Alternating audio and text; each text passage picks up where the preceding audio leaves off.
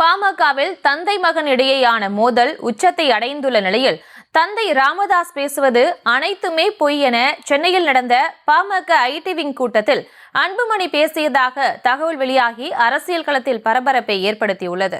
இது தொடர்பான விவரங்களோடு இணைகிறார் எமது செய்தியாளர் ராஜேஷ். வணக்கம். மேலும் விவரம்.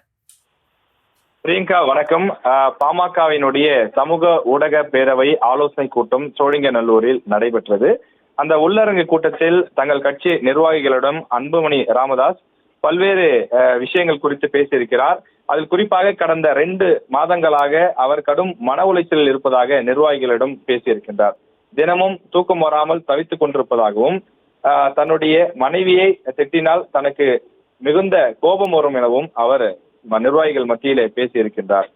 தொடர்ச்சியாக பெற்ற மகனையும் மருமகளையும் யாராவது ஊரார் முன்னிலையில் அதுவும் நேரலையில் இவ்வாறு பேசுவார்களா என தன்னுடைய தந்தை ராமதாஸ் அவர்கள் தன்னையும் தன்னுடைய மனைவி சௌமியா அன்புமணி அவர்களையும் விமர்சித்து பேசியதை குறிப்பிட்டு நிர்வாகிகள் மத்தியில் ஆதங்கத்தோடு கேள்வி எழுப்பி அவர் பேசியிருக்கிறார்.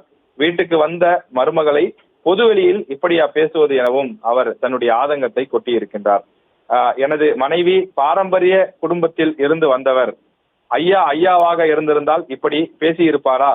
நான் பேசாமல் இருப்பதாலேயே அவர்களுடைய கருத்து மட்டுமே மேலோங்கி நிற்கிறது எனவும் அவர் உணர்ச்சி வசப்பட்டு பல கருத்துக்களை பேசியதாகவும் நிர்வாகிகள் தெரிவிக்கின்றார்கள்.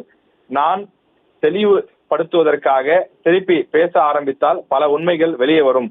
ஆனால் டாக்டர் ஐயாவின் மீது இருக்கக்கூடிய மரியாதை காரணமாக நான் பேசாமல் இருக்கிறேன் என்றெல்லாம் நிர்வாகிகள் மத்தியிலே அவர் பேசியிருக்கின்றார்.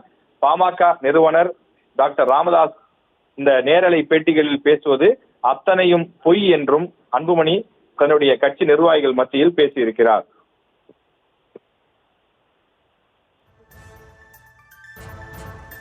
விவரங்களுக்கு நன்றி ராஜேஷ்.